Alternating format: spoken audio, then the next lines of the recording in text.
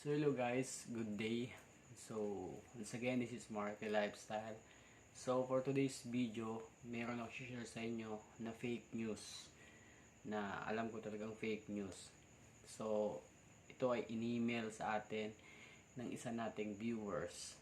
So hindi ko na lang papangalanan and then hindi ko na rin ipopost yung pictures or yung message na sinend niya sa email natin for the privacy nung sender.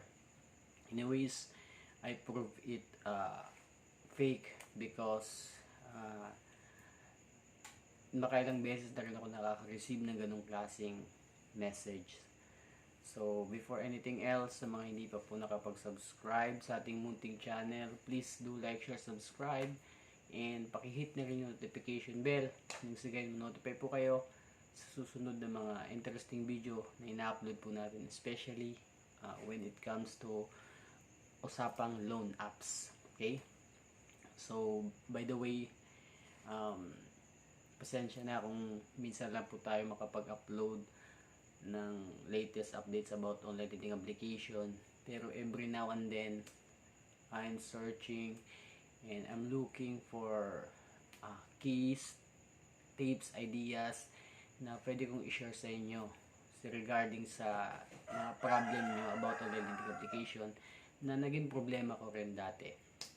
So, without the further ado, so ano ba yung tinutukoy ko? Yung tinutukoy ko po is yung sa NBI, mga ka-lifestyle. So, meron tayong sender na sinend niya sa akin na na-hit daw siya sa NBI dahil meron daw siyang kasong civil case na sinampa ng isang online lending application. So pag sinabing civil case, maraming criteria. Property rights, so negligence, divorce, ano pa. Siyempre, isa na doon yung breach of contract, di ba? So pag sinabing breach of contract, yun yung pinirmahan natin na kumbaga tayo mismo alam natin na nagpirma tayo.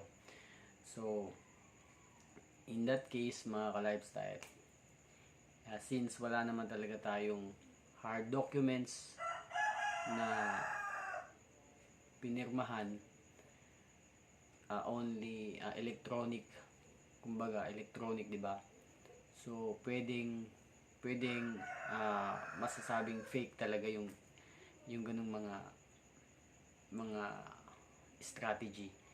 And I think etong nag-send na to is kumbaga staff or representative to, or sabihin na nating agent to ng isang online lending application. So itong online lending application na to, mga ka-lifestyle, is isa to sa top 5 na most known, most harassed na loan apps in the Philippines.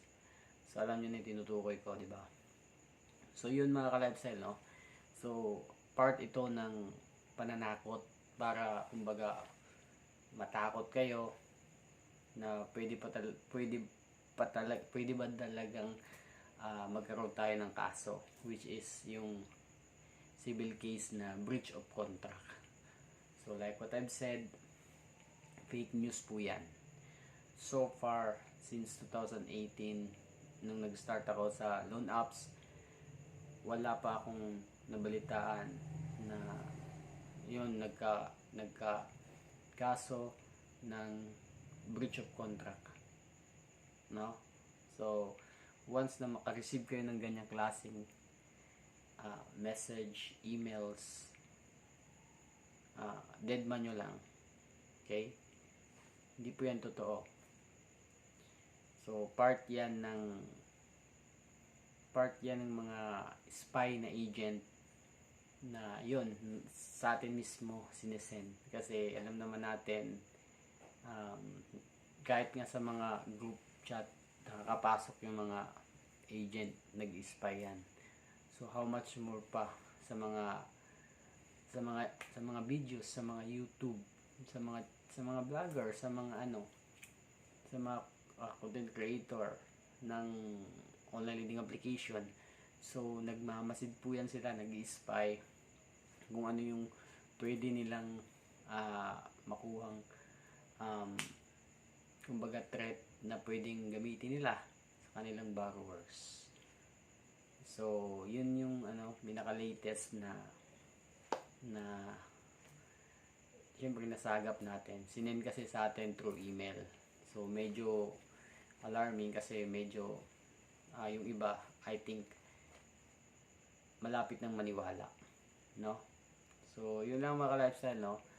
So, sa mga hindi pa po nakapag-subscribe, once again, please do like, share, subscribe. Now na. So, yun lang mga ka-lifestyle. See you in my next video. Peace.